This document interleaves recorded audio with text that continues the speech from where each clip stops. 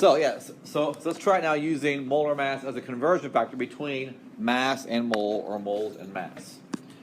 So here again, this is why you have to know the naming. So if I say what's the mass of 4.82 moles of silver phosphate, if you don't know what silver phosphate's formula is, and you don't know how many silvers to add up, how many phosphorus to add up, and you failed this chapter too. So you gotta know how to name. I'm not being mean, but you gotta know how to speak the language. So let's figure it out. First off, we gotta say, man, that is, I wish there was some way to zoom that out. It says, what is the mass of, in grams, of 4.82 moles of silver phosphate? I don't know why it has "way" on the end, but anyway. 4.82 moles. So, let me go back here. So first you got to figure out with your naming skills. Well, in order to find the molar mass of silver phosphate, I need to know the formula of silver phosphate. So what's the formula going to be of silver phosphate? Well, what's silver? Ag what? What's the charge on silver? Plus. What's phosphate?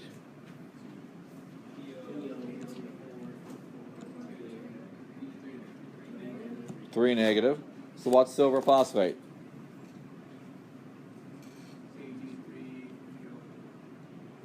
There you go.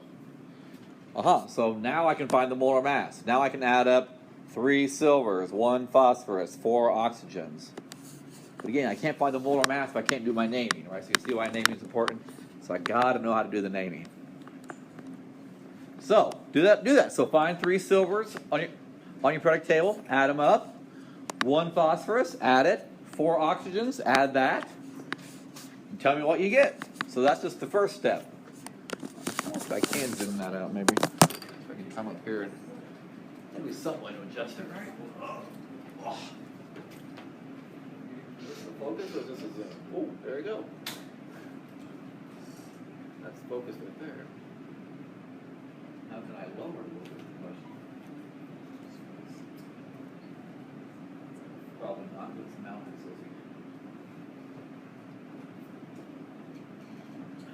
so don't mind me. This whole thing fall and break. Charge me $1 billion.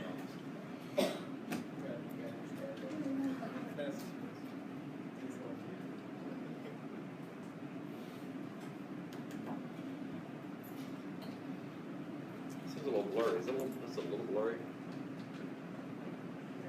How's that? Perfect. Okay. Okay, what is it? What's the mass of silver phosphate? What'd you think, Len?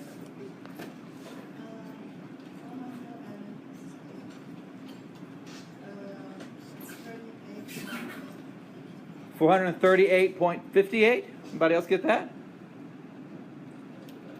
No? Yes? Okay, well I did it and I got, what did I get? That's what I got.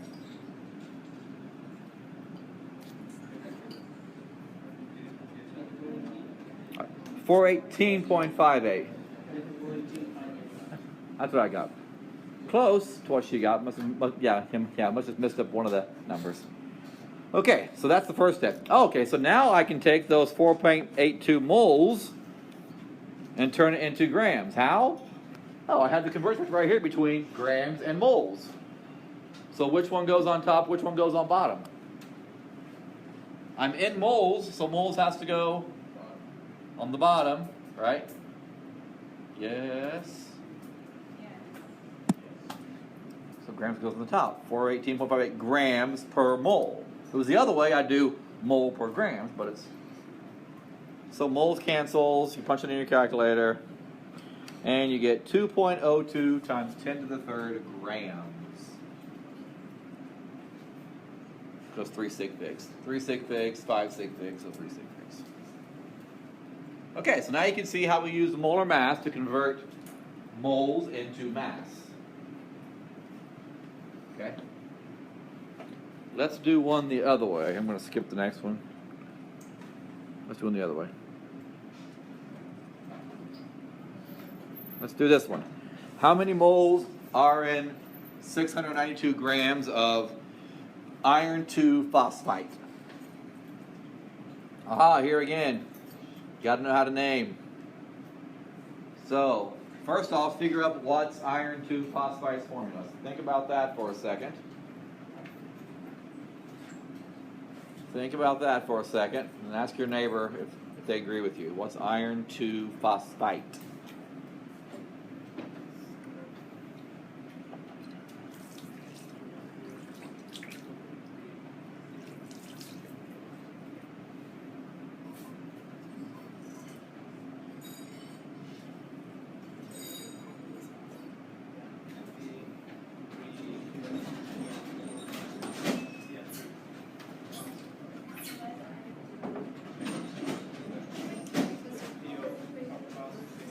Talk it over. What is it? What's iron 2 phosphate?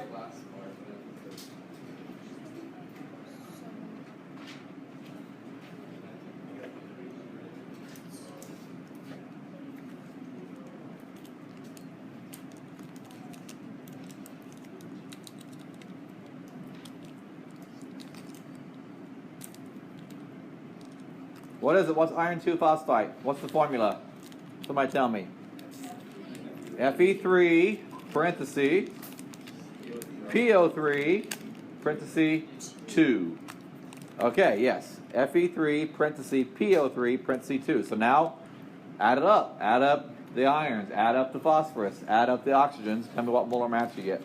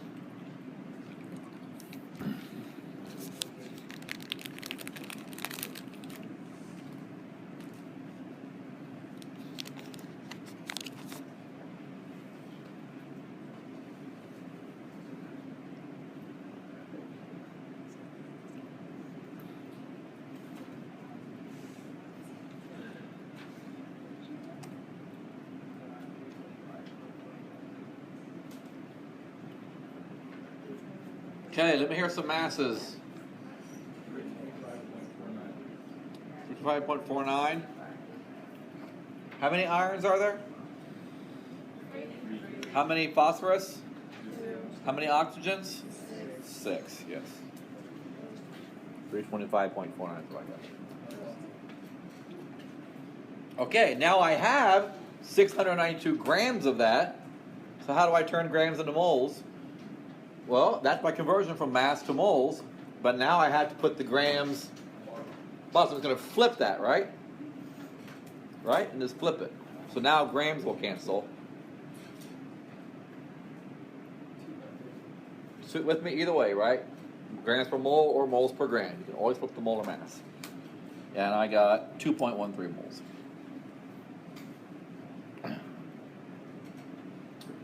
Okay. So I always say it's easy to know how to go from moles to mass, just right in the name. Molar mass. Molar mass.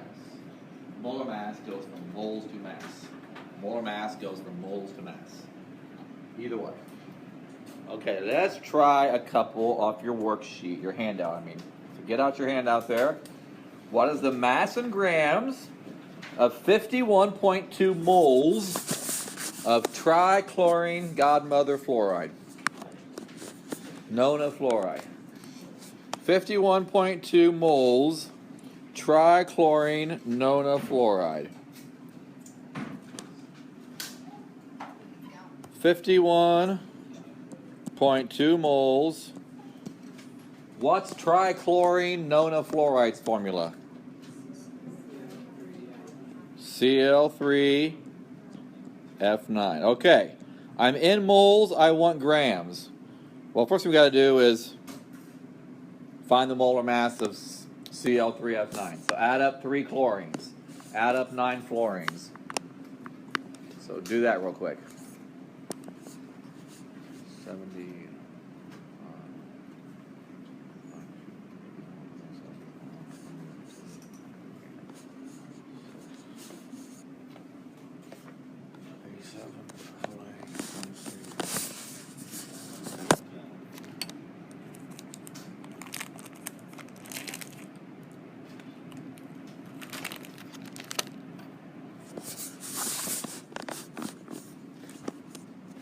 Okay, what's the mass with 3 chlorines and 9 fluorines? 277.35 grams per mole. So where's the grams part go? Where's the mole part go? Top or bottom? Okay, moles and bottom. How many moles? 1 mole of Cl3F9 is what on top? 277, right? That thing you just told me. 0.35 grams. Wasn't that number you just told me? Did I write it down wrong? Yes? No? Okay, moles cancels. Multiply it out. There you go. How many grams is it? How many stick figs should it have? 3. So how many grams? How many? I couldn't hear you, Jen. Tell it a little louder. Never mind. Oh. Oh, no, I am. 1.42 times 1.42 times 10 to the 4th grams. 10 to the 4th gram. That's 3 stick figs. Awesome. Okay, your turn. Try B. What is the mass in grams of 3.00 moles of magnesium chloride? Naming is your friend. Help each other out. Talk it over. See what you think.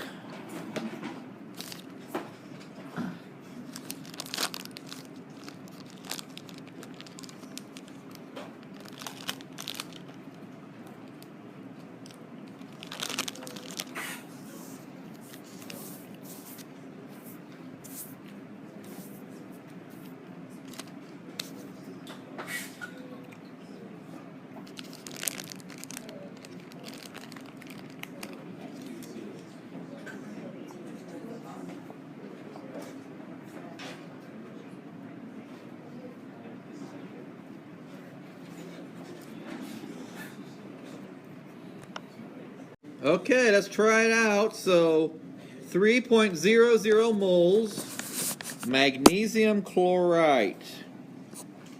So you got to help me out here. What is magnesium chloride's formula? Mg parentheses ClO2 parentheses 2. What do you think about that? Is that what you got? That is correct. Okay. So I want to go from moles to mass, so I use molar mass. So you add up a magnesium, a 2 chlorines, 4 oxygens, and what number did you get? 159.21. Will that number go on top or bottom? Top. 159.21 grams per 1 mole of MgClO2. Okay, I'm going to encourage you right now to get into a good habit. Don't just write 1 mole. Write 1 mole of whatever it is, because here in a bit, we're going to start mixing different types of moles, and you got to know, was it moles of this or moles of that to make sure they cancel. So start writing mole of Mg whatever. Don't just write 1 mole. Just a good habit to get into. Okay, so let me multiply it out. Looks like 3 stick figs. It's like 400 and what something, 70 something, okay, 478 grams. Great. Okay, let's try some the other way. So the first ones they gave us the moles, wanted the mass. Now they're giving me the mass, they want the moles. So how many moles are in 189 grams of strontium phosphide. 189 grams of strontium phosphide. So 189 grams. So let's figure out what strontium phosphide is. So find strontium. Find phosphide. What's "ide" mean? Just phosphorus by itself, right? Don't put oxygens with it. So what would strontium phosphide be? You were all over it. Sr3p2, yes. Good job. So, now I want to turn that mass into moles, so I use molar mass. So add up 3 strontiums, add up 2 phosphorus. See how this works?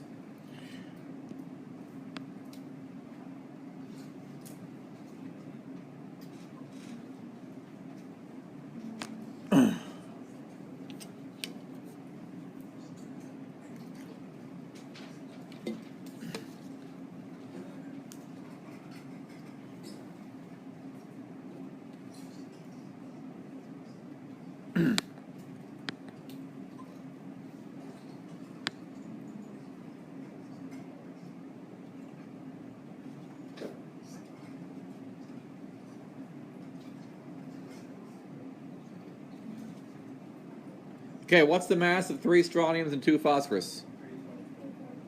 324.80? I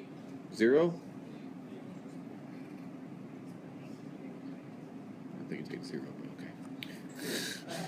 Because it's 2 decimals plus 2 decimals should be 2 decimals. Where does that mass go? Top or bottom now? That's going to the bottom, right? Because we have grams to start with. So grams on the bottom. So what was it? 320. What was it? 324.80 grams is a 1 mole of, again, write in what the mole is of, Sr3p2. Okay, grams cancels. 3 sig figs and 5 sig figs. We're going to have 3 sig figs. About a half or so. So what is it? 0.582. Sounds good. Moles of Sr3p2. Okay, your turn. Try the next one. How many moles are in 0.0395 grams of cobalt-6 hydroxide? So talk it over, help each other out. What's the formula? What's the molar mass? Let's try it out here together. So 0.0395 grams cobalt-6 hydroxide. So 0.0395 grams cobalt-6 hydroxide should be CO parentheses OH parentheses 6, right? So what you got? Okay, what's the molar mass of that? 160.99? Top or bottom? 160.99 grams is a mole of CO. Don't forget to put what the moles of. Yada, yada, yada. Okay, grams cancels. Left with moles, and what is it? 2.45 times to the negative fourth. Anybody else get that? Moles of CO parentheses OH parentheses. Okay. Okay, great. Well, that is the right half of my little flow chart thing here. Now we're going to do the whole thing, because in the lab you can't normally weigh things out in moles or deal with particles. But now we can go all the way. So I could give you mass, and you could find the number of atoms in that many grams, or vice versa. We can go the whole way. So you can do molar mass then Avogadro's, or Avogadro's then molar mass. So let me show you what I mean here. How many atoms are in 54.6 grams of nickel? Okay, now these problems give you clues in the way they're written. So I want to break it down and show you how you can read this and kind of know what to do. How many atoms? Oh, atoms. That's a kind of particle. I have to use Avogadro's number. Are you with me? Rn 54.6 grams. Oh, grams, that's a mass. I got to use molar mass. So just by reading the problem, I know I have to use two different things. I got to use Avogadro's number, and I got to use molar mass. So let's try this out and see which order we do it in. So 54.6 grams of nickel. Okay, 54.6 grams of nickel. So I'm in mass. Give one of these to Jen because she has to leave. There you go. You can work on that. You can bring it back on Thursday, Flint. I'll give you credit for it. Okay, so I'm in mass of nickel. So what do I have to do first? What do I have to do first? Oh, I'm in mass. The only thing I can do is molar mass, right? It's right there in the name. If you're in mass, use molar mass. So what is the molar mass of nickel? 58.69. Will that go on top or bottom? Has to go on the bottom, so the grams will cancel, right? So 58.69 grams is a mole of nickel. Okay, now I got rid of grams of nickel. Now I'm in moles, but I don't want to be in moles. I want to be in what?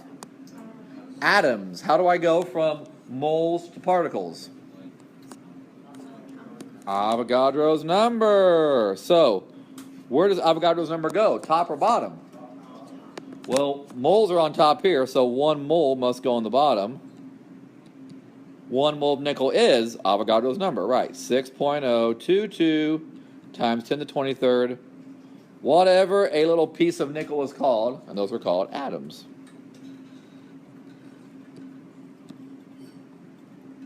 Oops. So punch that in your calculators. I left mine at home, so you got to do the work for me.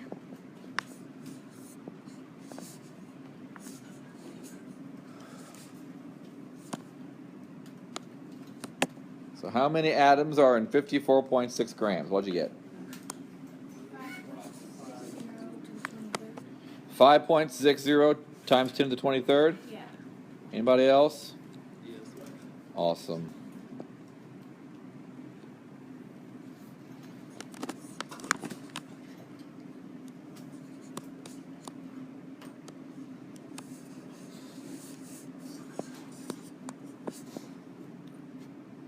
Okay. Ooh, go back.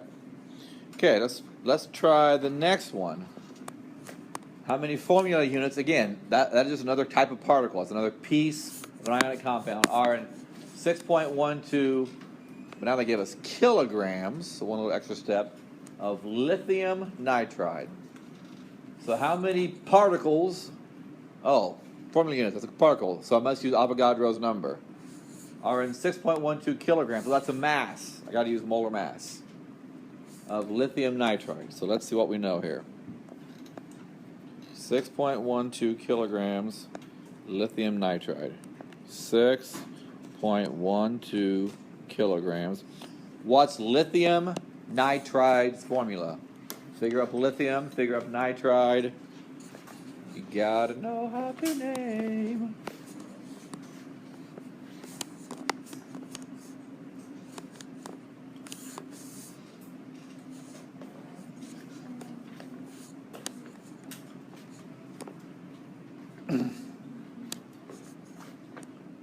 What's the charge on lithium? What's the charge on nitrogen? Put them together. What is lithium nitride's formula? What'd you get?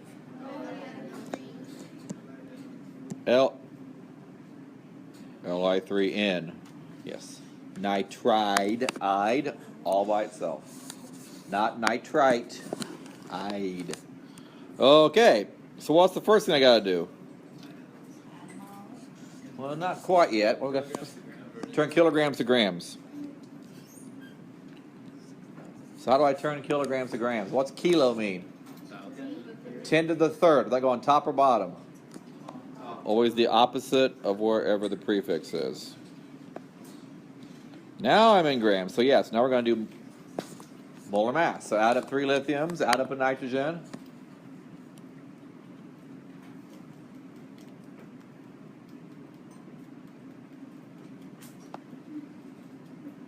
Lithium is 6.97, right?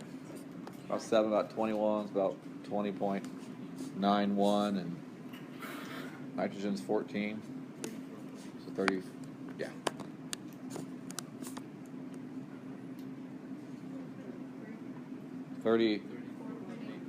Yes.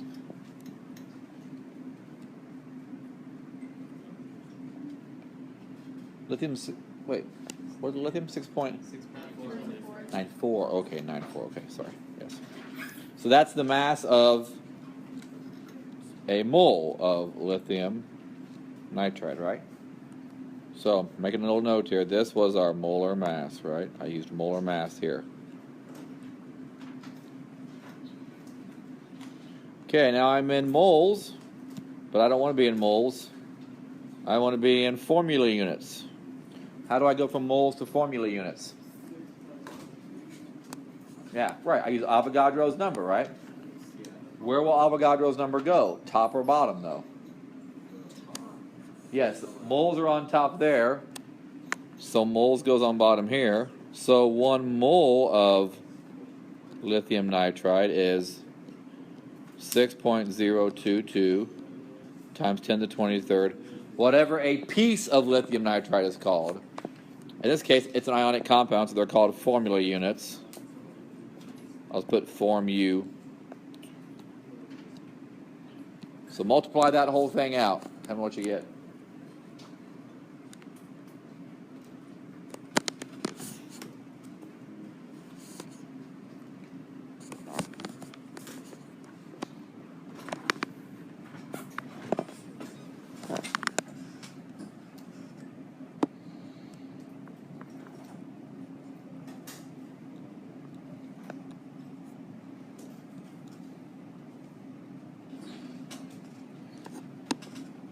Let me see, you got 3 sig figs, exact 4, 4. So it should be 3 is the fewest. So how many formula units are there? What'd you say, Lauren? 1.06 times 10 to the 26th? I would, no? You get that? You get that? Yeah, I think I put that sheet first, but yeah. 1.06 times 10 to the 26th. Is that what you were saying? Okay. Formula units.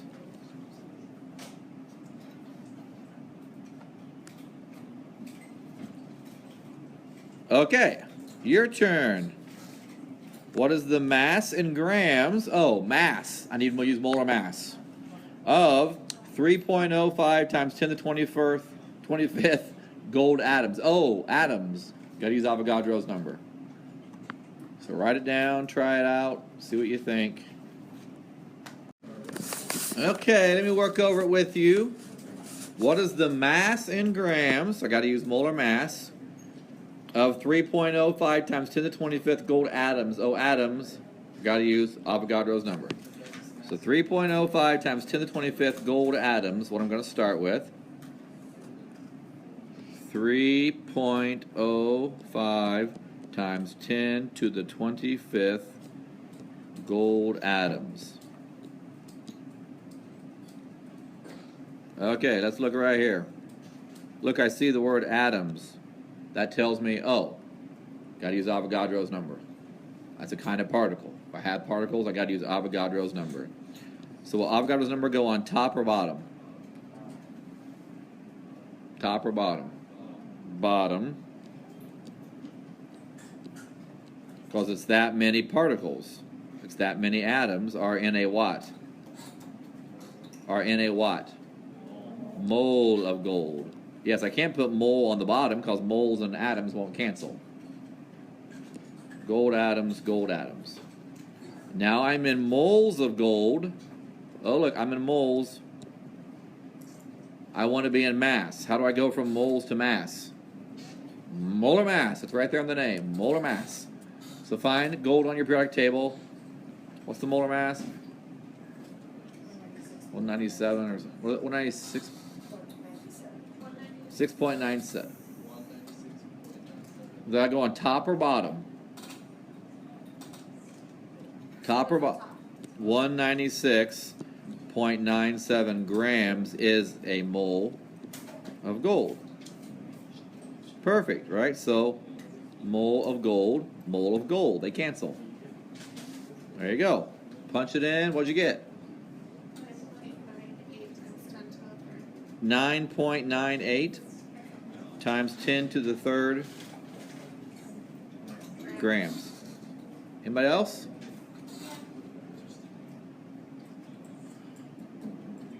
Okay, so I'm saying, watch for those little hints in the problem when you're reading it, right? So, for example, when you see atoms, you should be thinking, oh, that's a kind of a particle. I got to use Avogadro's number. Oh, mass or grams. Oh, I got to use molar mass. It kind of tells you what to do. So try the next one. What is the mass in grams of 2.8 times 10 to the 19th formula units? Oh, that's a kind of particle of beryllium nitrate. So try it out. Help each other out there.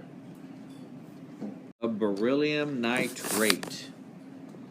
2.8 times 10 to the 19th formula units. Whoops.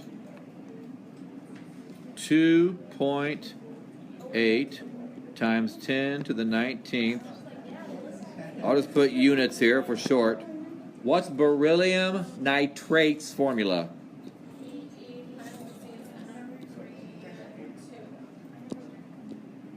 Okay. Look, I am in formula units. Formula units is a kind of particle. So the only thing I can do is use what? Avogadro's number. So, does Avogadro's number go on bottom or does moles go on bottom? Avogadro's number has to go on bottom for it to cancel.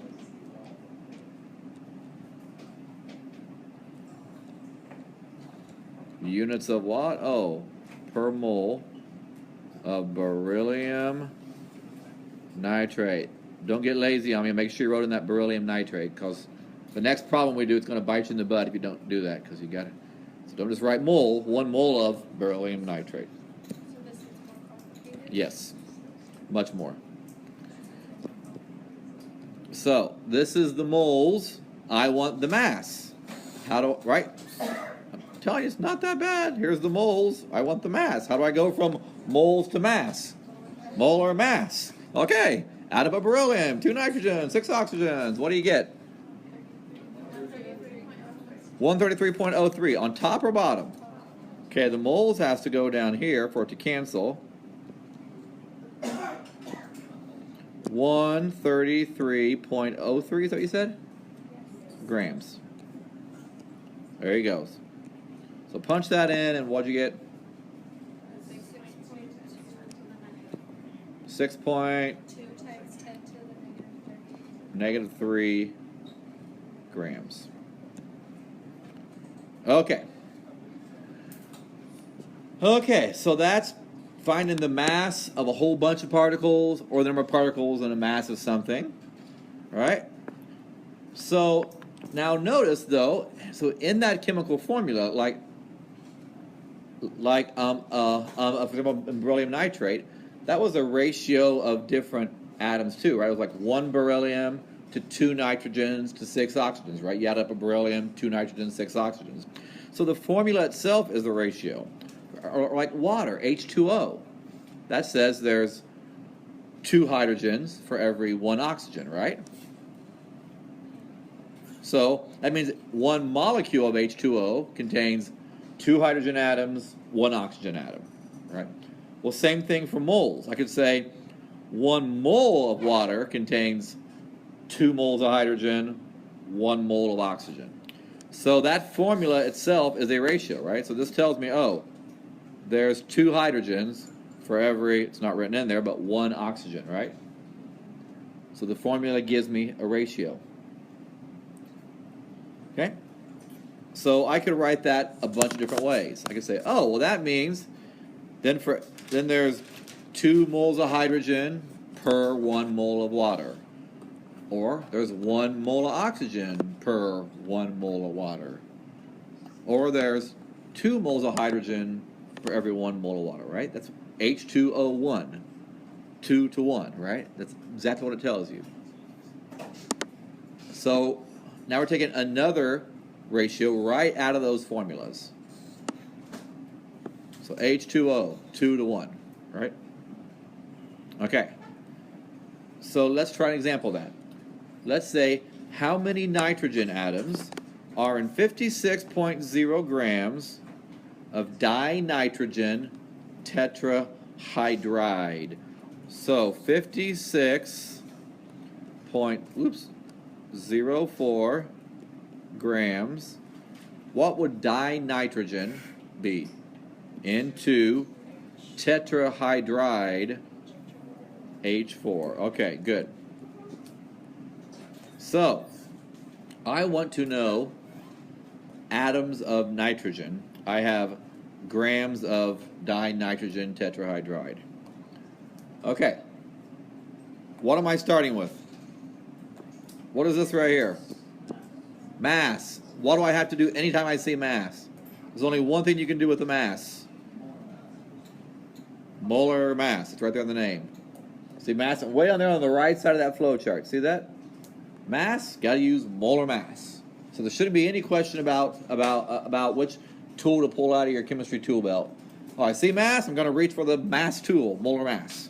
So add up 2 nitrogens, 4 hydrogens, 2832.06. And that goes on the bottom.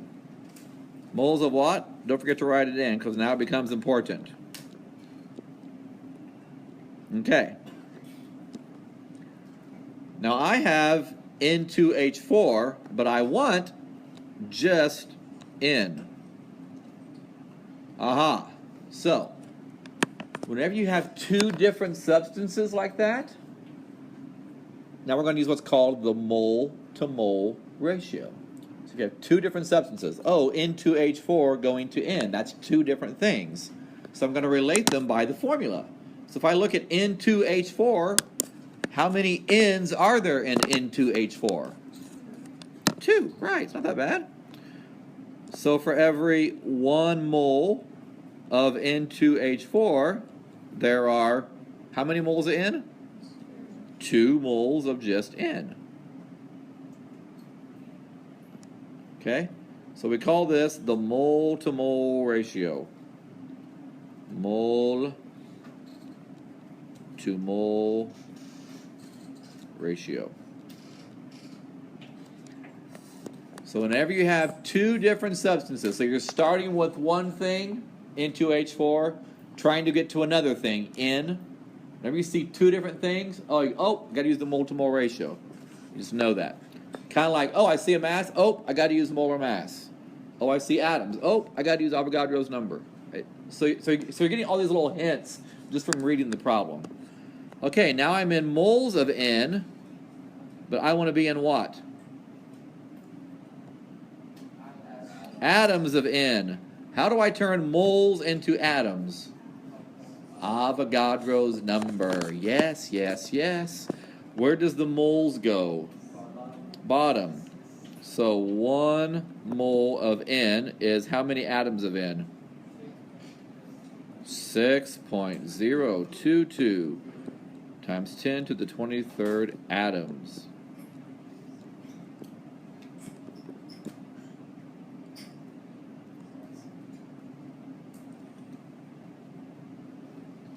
Oakley dokley.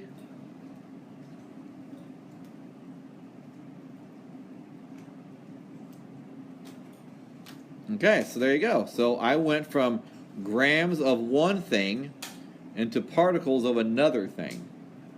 So punch that on your calculator. I guess I already did it too. Let me see what I got.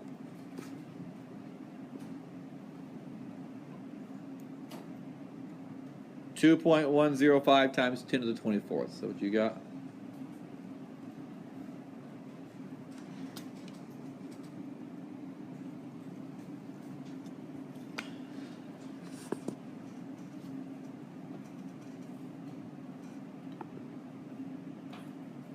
Okay, let's try a couple more here. 444, okay.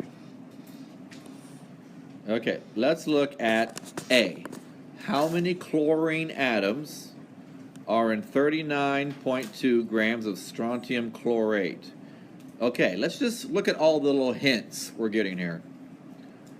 First thing I see is chlorine atoms. That tells me I have to use what? Avogadro's number at some point. Are in 39.2 grams. Oh, it's a mass. I'm going to have to use a molar mass in there. But notice, one thing is chlorine. The other thing is strontium chlorate. That's two different things. So I got to use this mole to mole ratio. So I can already tell I'm going to use three different things. I'm going to use Avogadro's number, I'm going to use the molar mass, and I'm going to use the mole to mole ratio. You see how I can read that problem and already tell that? Well, if not, we'll kind of get there, but hopefully this is kind of helping. So we're going to break it down. So how many chlorine atoms, let's look here, are in 39.2 grams of strontium chlorate? Okay, 39.2 grams. What's strontium chlorate's formula? Figure up strontium's charge. Figure out what's chlorate, one of those ones you had to memorize 3.5 weeks ago.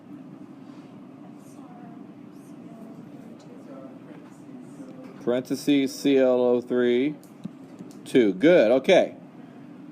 Okay. So let's just look at the hints. I promise you, the problem tells you what to do. What unit am I in? Oh, I'm in grams. That's a mass. Whenever you're in mass, there's only one thing you can do. What is it? Molar mass. Let's try that again. Whenever you're in mass, there's only one thing you can do. What is it? Molar mass. It's right there in the name. Okay, so add up a strontium, a couple of chlorines, a half a dozen oxygens. What do you get?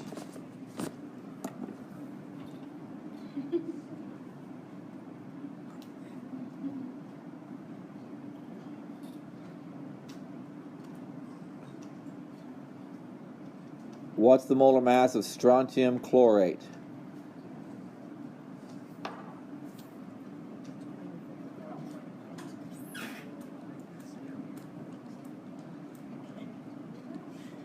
I'm sorry, what is it? 154? 152? 254. 254.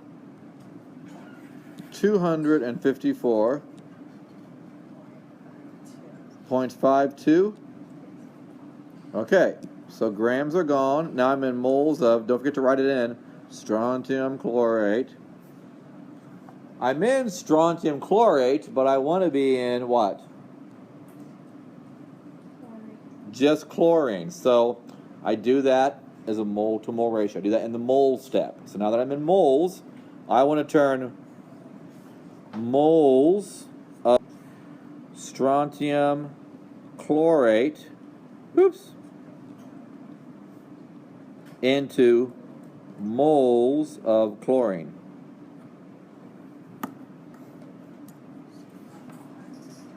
How can I relate strontium chlorate to chlorine? Oh, well, according to the formula, there's 2 moles of chlorine for every 1 mole of strontium chlorate, right? You see, that comes right out of the formula. If the question had said oxygen atoms, you would have put how many moles of oxygen? 6, right? Comes right out of the formula. Okay, we're getting closer. Now I'm in moles of chlorine, but I want to be in what? What's the problem I'm asking for? Atoms. How do I go from moles to atoms? Avogadro's number, right? Right? Yes, right. Please learn something. Okay, good. So where does Avogadro's number go? Top or bottom? Okay, so 1 mole chlorine on the bottom. 1 mole is 6.022 times 10 to the 23rd atoms. So we punch that in. 3 sig figs, 5 sig figs, 2 to 1. That's exact, because that's exactly 2, because that's accounting. And then 4. So 3 sig figs. What is it with 3 sig figs?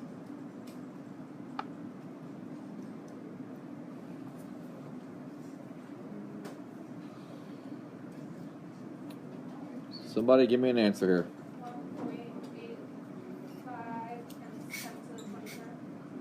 1.85 times 10 to the 23rd. Anybody else get that? Yes. Atoms. Or I could even put chlorine atoms. Something like that, right? Okay.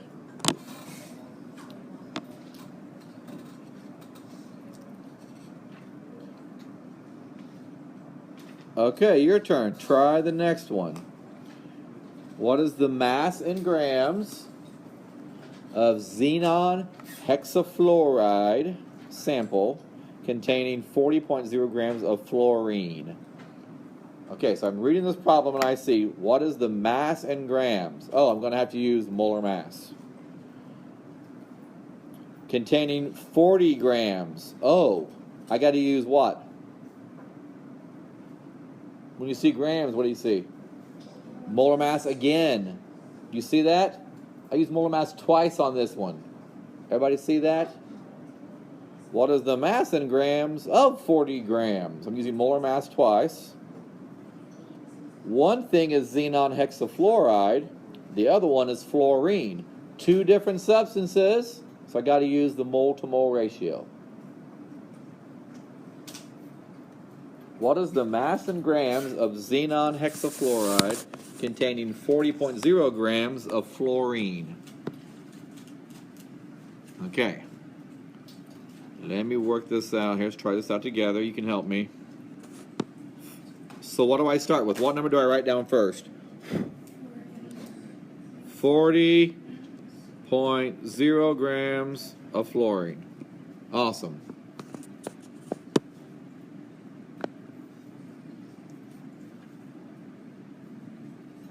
Everybody's just throwing away their lab points today, huh? There's our black flies. Okay. Grams of fluorine. If you're in mass, what's the only thing you can do? What's the only thing? What is it? Molar mass. If I'm in grams of fluorine, I'm going to find moles of fluorine. What's the molar mass of fluorine?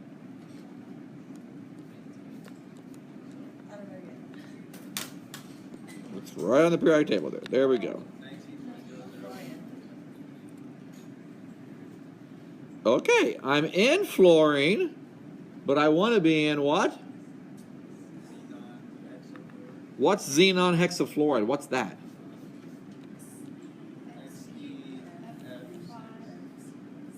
Hexa, yes, 6. So how do I relate fluorine to xenon hexafluoride? Mole to mole ratio, which is, what is it? How many are there? Exactly right. What do I put where?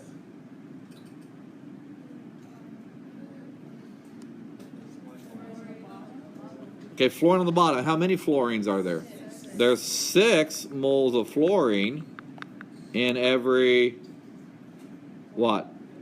1 mole xenon hexafluoride. Right? Okay, now I'm in moles of xenon hexafluoride, and the question asked me for what?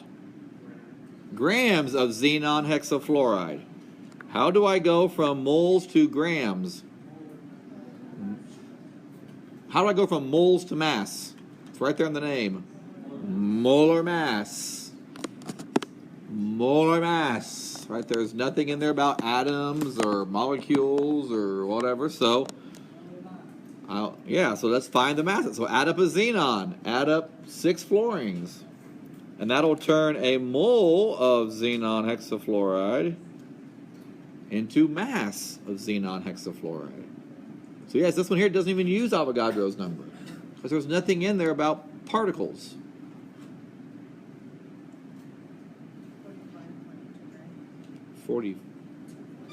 245 point what, I'm sorry? 29? Okay. So punch that all in our calculators.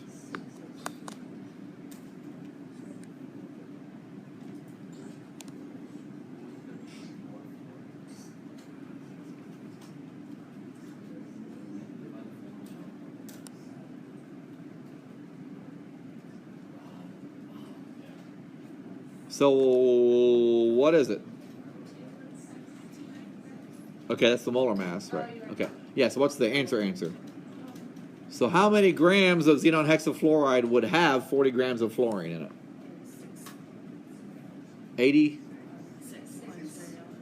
80.0?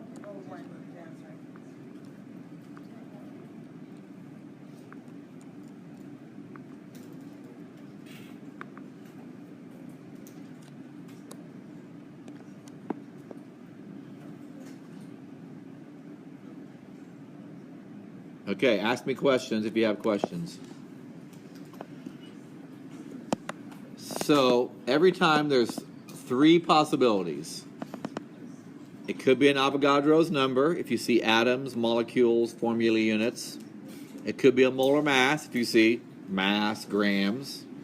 Or it could be mole-to-mole ratio if you see two different things, like we did here.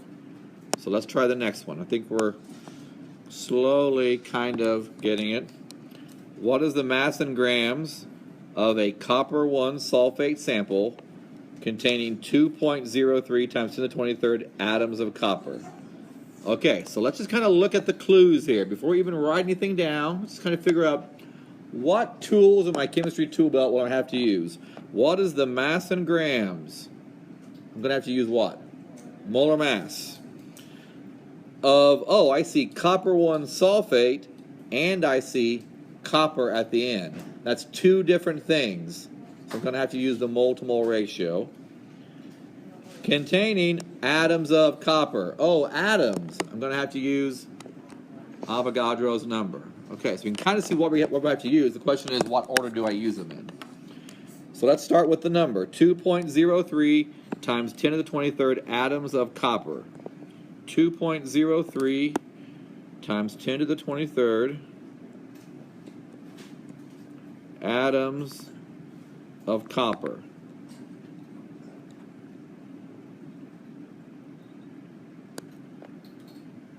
So, what do you think the first thing I have to do is if I have atoms of copper?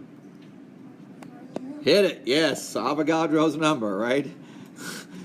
Atoms, particles.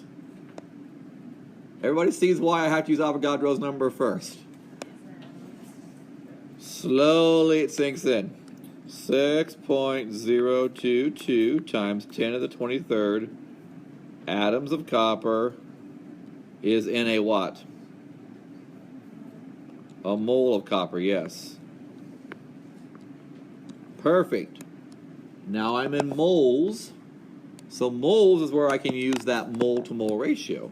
So I want to take copper, and I want to turn it into copper 1 sulfate, was it? So what's the formula for copper 1 sulfate? Cu2SO4. So what goes on bottom? 2 moles of copper. What goes on top? 1 mole Cu2SO4. So that makes my moles of copper cancel, right? Everybody see why that goes on bottom? Because I was in moles of copper, so I put moles of copper on the bottom, right, for it to cancel. Give me lots of blank looks, some of you still. Slowly getting there, kind of. Okay. Kind of. Okay, that's why we're practicing it so much.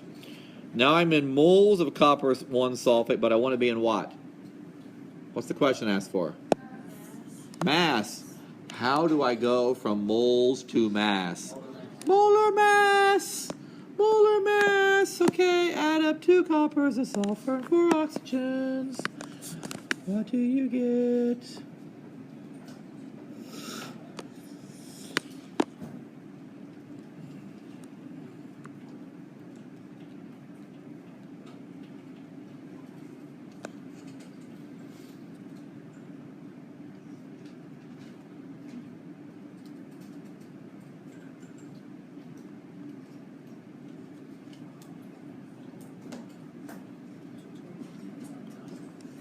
Two what?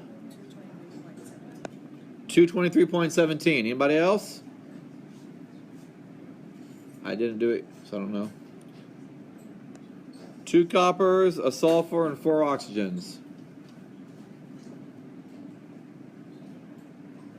223.17. Anybody else? Yes? 223.17 grams. There we go. That's what we want. We want to know grams, so punch it all in there. See what you get. 3 sig figs, 4 sig figs, exact, 5 sig figs.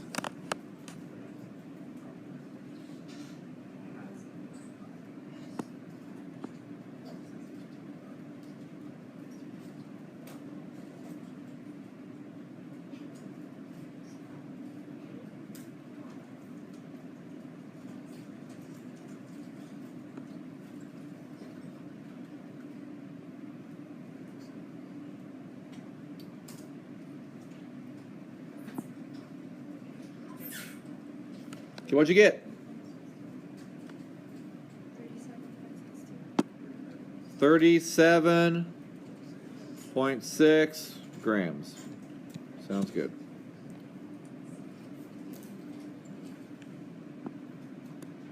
Okay. Your turn. Try the last one. How many grams of sulfur are in 26.0 grams of aluminum sulfide? How many grams of sulfur are in 26.0 grams of aluminum sulfide?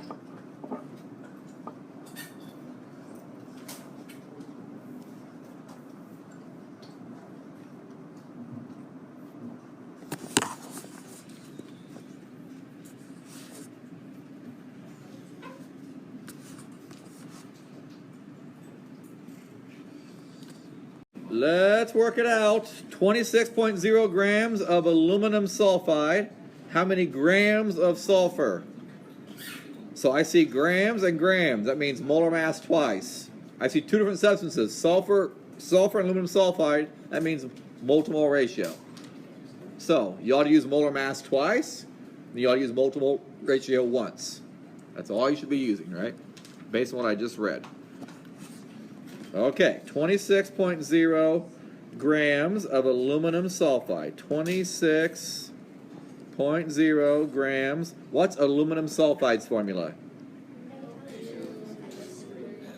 Okay, but I'm in mass, so I got to use what? Molar mass. So you added it up, and what's the molar mass of aluminum sulfide? 150.17? Okay, that's the mass of a mole of Al2S3. Okay, I don't want Al2S3, I just want S. So how do I relate Al2S3 just to S? There's 3 moles of sulfur for every 1 mole aluminum sulfide. Now I'm in moles of sulfur, but I want to be in what? Grams. So what do I use? Molar mass. I think it's 32.07, right?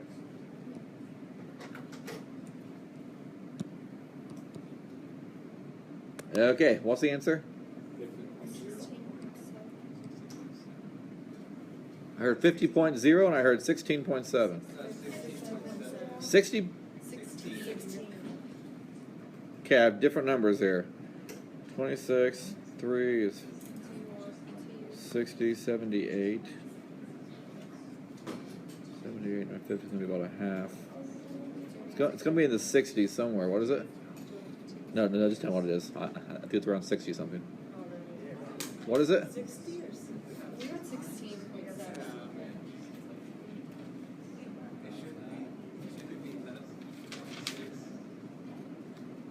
3 times 26 is what? 78 times 32 is going to be a big number. Over 150. I don't know. I guess double check it. Okay, what is it? 16? 16.7.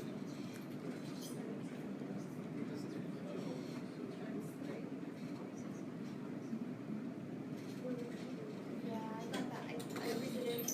I got the 50 at first, and I redid it Oh, what'd you forget to do the first time? You had too many. Grams of sulfur. I just punched in the wrong numbers. Okay. Okay. I know we're going forever here, but the last thing I want to talk about, still, we got to do a little more, else we won't be done with it, is now we're going to take this and we're going to combine this all with our balanced chemical equations. So remember I mentioned Antoine Lavoisier. He came up with this thing called the conservation of mass, that matter can either be created or destroyed. So we said that's the way we balance equations. Whatever goes in has to come out, right? 3 sulfurs go in, 3 sulfurs come out, right? Okay. So we already know that.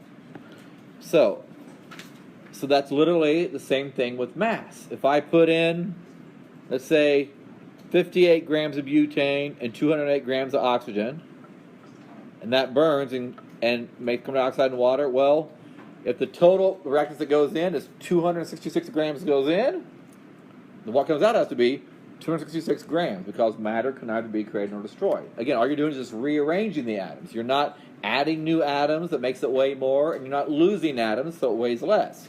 Whatever goes in comes out. Matter is neither created nor destroyed. So we now know how to do those balanced equations, and this opens up an area called stoichiometry, which is from a Greek word, but it basically just tells us the ratio, the recipe of a chemical equation. So just like a balanced equation gives you the ratio of like reactants to products, so 2 plus 1 of these makes 3 plus 4 of these. In baking, it'd be a recipe, right?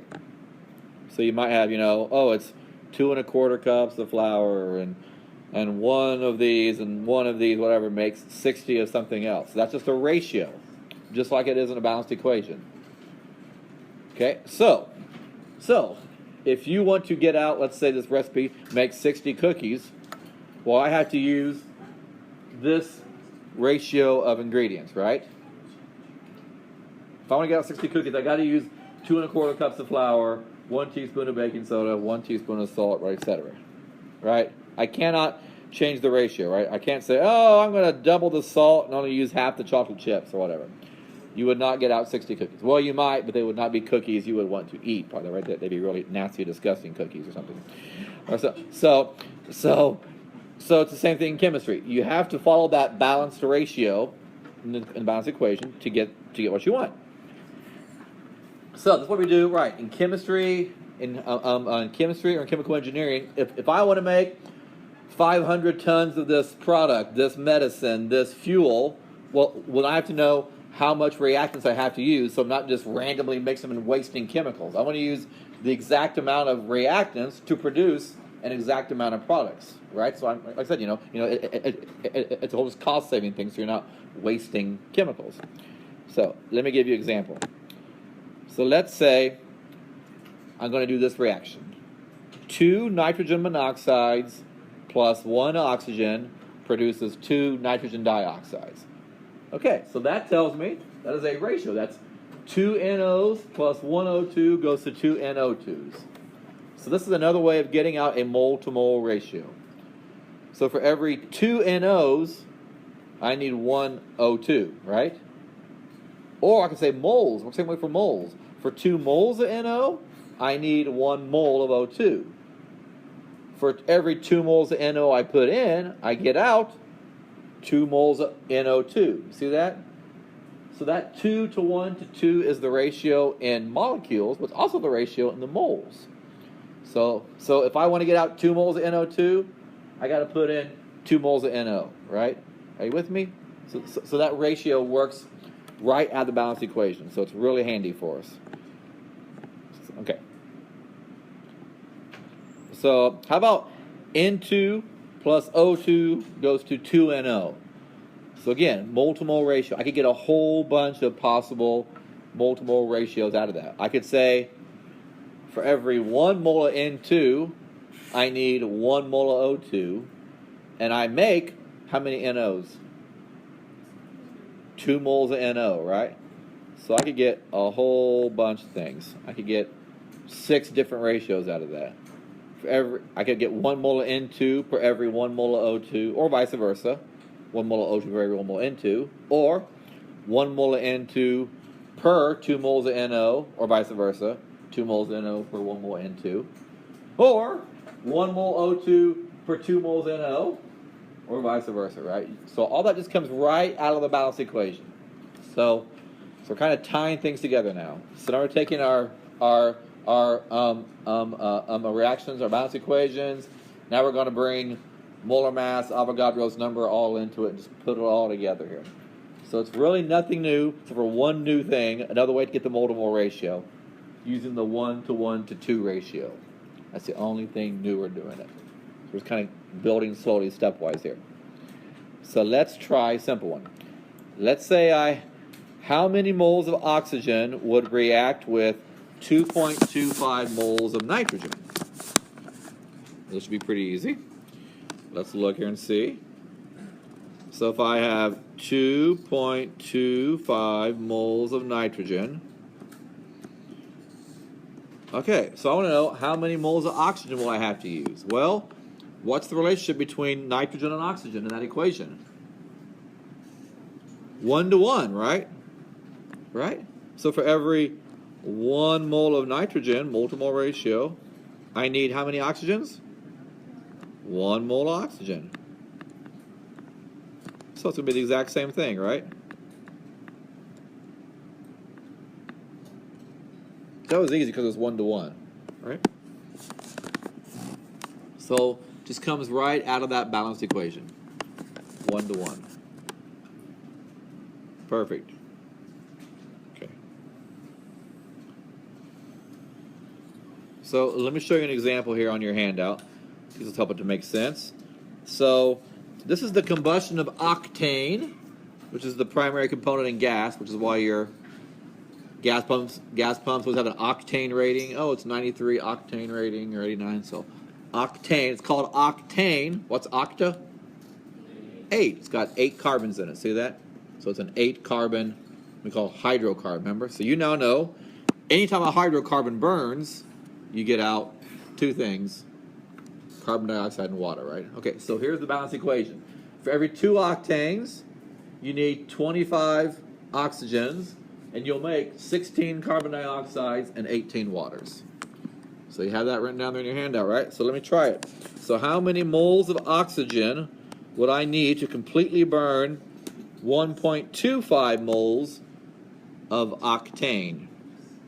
So I'm going to pause while you're writing down that equation before I hide it and start working.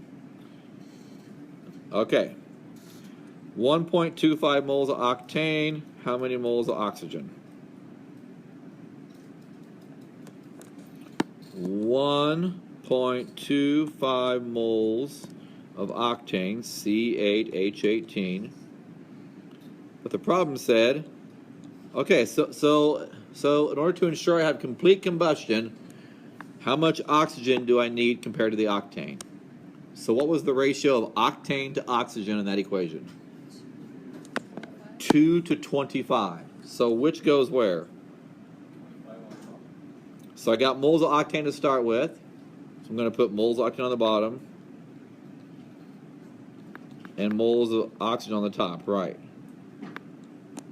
So how many moles of oxygen did you say? 25. How many moles of octane? 2.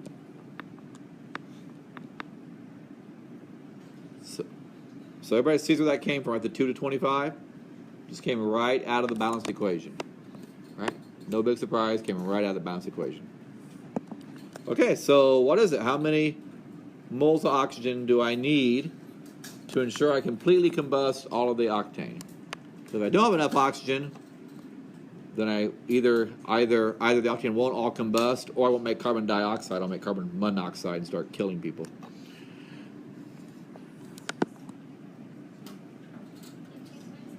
$15.6. Sounds good. Okay. How many moles of octane would I need in order to make 5.0 moles, 00 moles of CO2?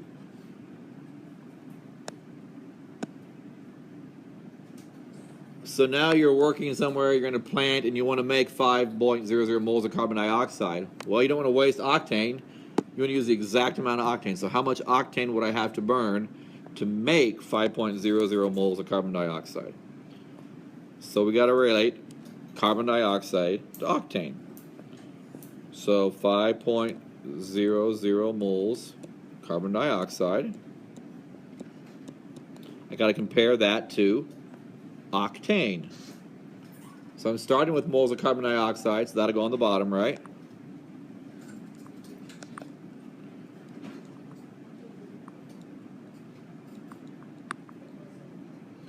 So what is it? So in the equation, how many moles of octane were there? 2. How many moles of carbon dioxide were there? There you go. So again, 2 different substances. I'm going to use the mole to mole ratio.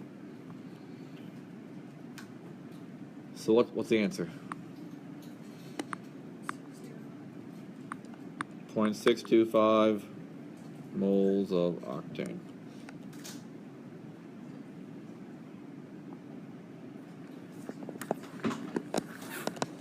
Awesome.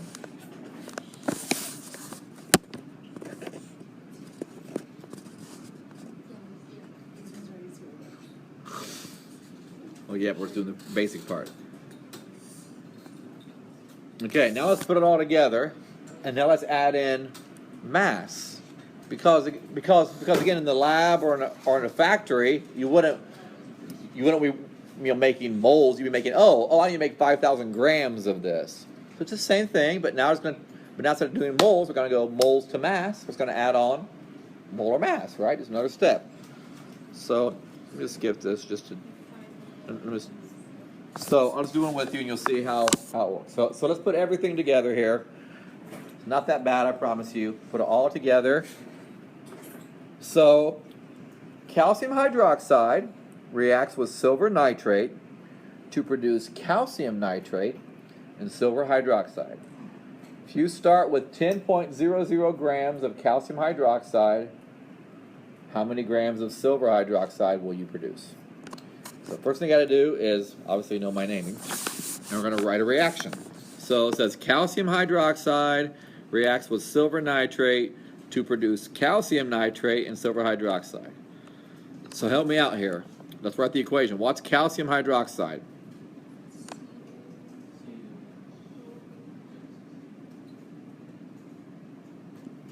Ca parentheses OH parentheses 2, right? I heard somebody say that. Plus, what's silver nitrate? What's silver's charge? What's nitrate's charge? Put them together.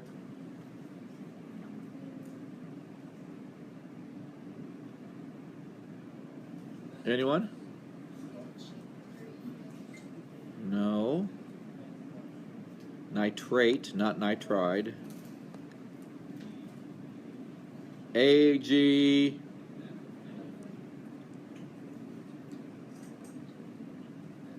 To produce, arrow, calcium nitrate. What would calcium nitrate be?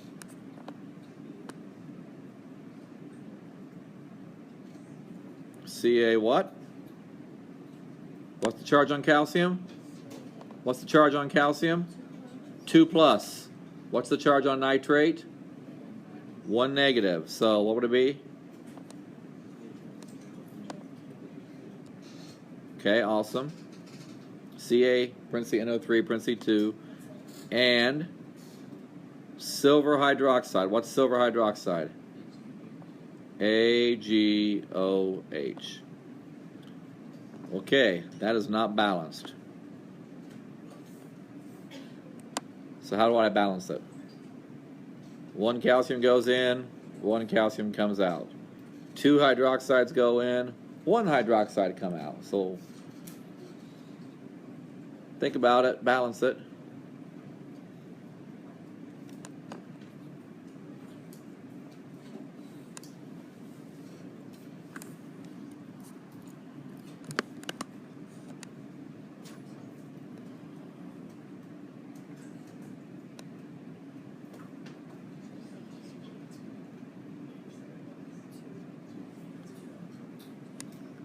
So what do I need? 2 where? 2 what? 2, give me the name of the compound. 2 silver nitrates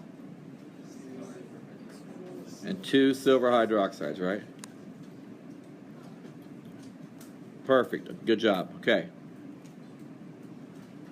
So if you start with 10.00 grams of calcium hydroxide,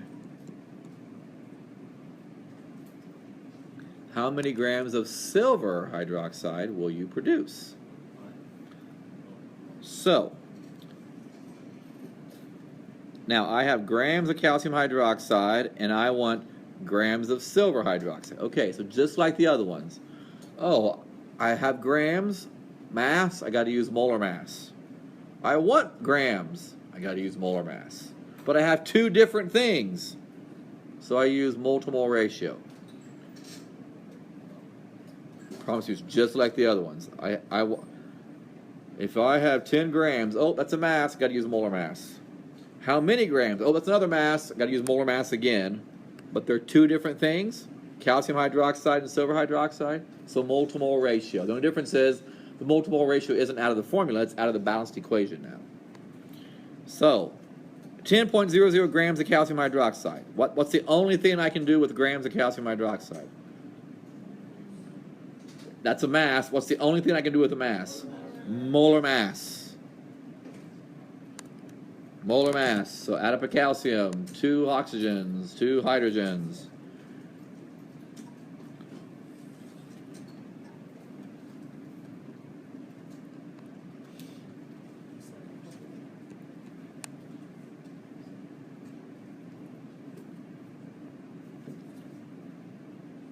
So what is it? 74.10 grams.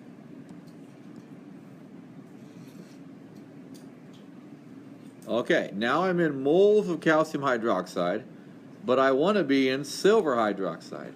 2 different things. Mole to mole ratio. How does the equation tell me to relate calcium hydroxide to silver hydroxide? Yeah, for every 1 calcium hydroxide, I make 2 silver hydroxides, right? Yes? Some of you are just staring at me. I can't tell if you're just really sleepy, if you're just not getting it. Okay, so I'm in moles of calcium hydroxide, so I'm going to put moles of calcium hydroxide on the bottom. And on top, I'm going to put what I want to be in, which is moles of silver hydroxide. You just told me there's 2 silver hydroxides for every 1 calcium hydroxide, right? That came right out of that balanced equation. Okay, now I'm in moles of silver hydroxide, but I want to be in what? Grams of silver hydroxide. How do I go from moles to mass? Molar mass, yes. So add up a silver, an oxygen, a hydrogen.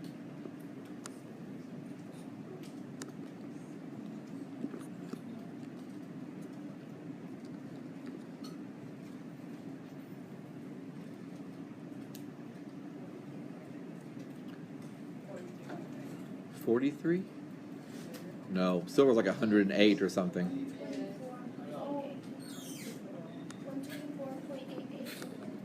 That sounds a little better.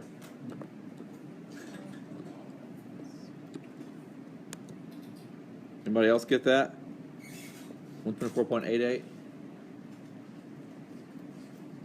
Yes? Okay. Awesome. Okay, so I can just punch all that in there. So again, it's just like what we were just doing. Molar mass, molar mole ratio, molar mass again. But now the mole to mole ratio doesn't come out of the formula, it comes out of the balanced equation.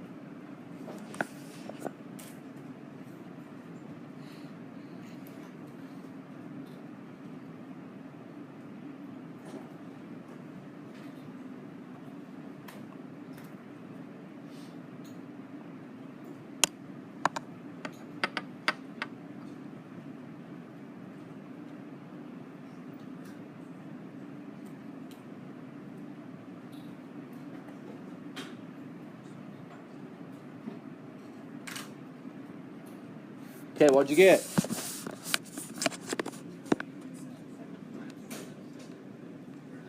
I'm sorry, I couldn't. What was that? A little louder, somebody? 33.71?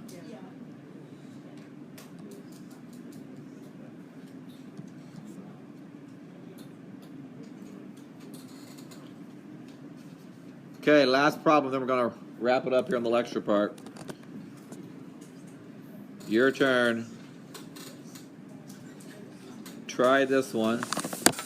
An iron ore sample contains Fe2O3. There's the reaction. I already balanced it for you. So do A.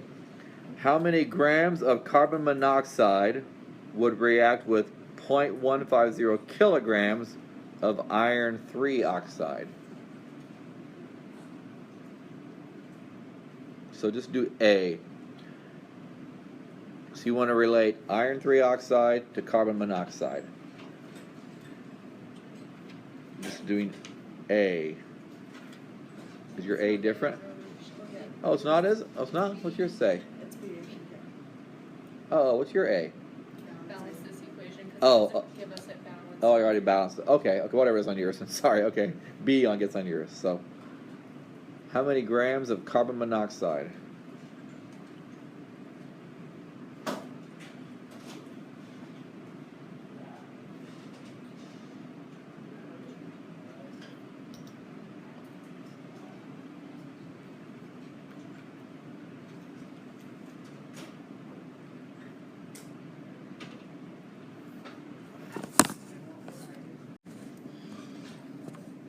.150 kilograms. Let me see.